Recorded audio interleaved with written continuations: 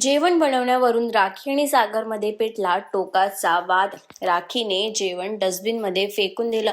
तर कलर्स मराठीवर बिग बॉसचं नवीन पर्व सुरू आहे आणि अगदी पहिल्या दिवसापासून आपण घरामध्ये नवनवीन राडे बघितले आणि असाच काहीसा राडा आपण आजच्या एपिसोडमध्ये बघणार आहोत. तर कलर्स मराठीने आजच्या एपिसोडचा नवीन प्रोमो शेअर केलाय. त्या प्रोमोमध्ये आपल्याला पाहायला मिळणार आहे की राखी आणि सागरमध्ये राडा झालेला आहे. तर झालं असं होतं की राखी जेवण बनवत होती आणि सागरला चहा हवा होता.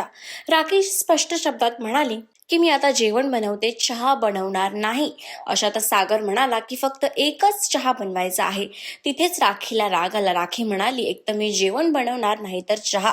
तर सागर म्हणाला जेवण नको, मला चहा हवंय. आणि म्हणूनच राखीने सगळं जेवण हे कचऱ्याच्या डब्यात फेकून दिलं आणि हे बघून सगळ्या घराचा संताप झाला. सगळे सदस्य राखीवर भडकले आणि अशातच सागर आणि राखीमध्ये फिजिकल फाईट सुद्धा होणार आहे. तर तुम्ही आजच्या एपिसोडसाठी किती एक्सायटेड आहात आम्हाला कमेंट्स करून नक्की सांगा. आणि अशाच सगळ्या लेटेस्ट अपडेटसाठी डेली रिपोर्टर मराठीला सबस्क्राईब करायला विसरू नका.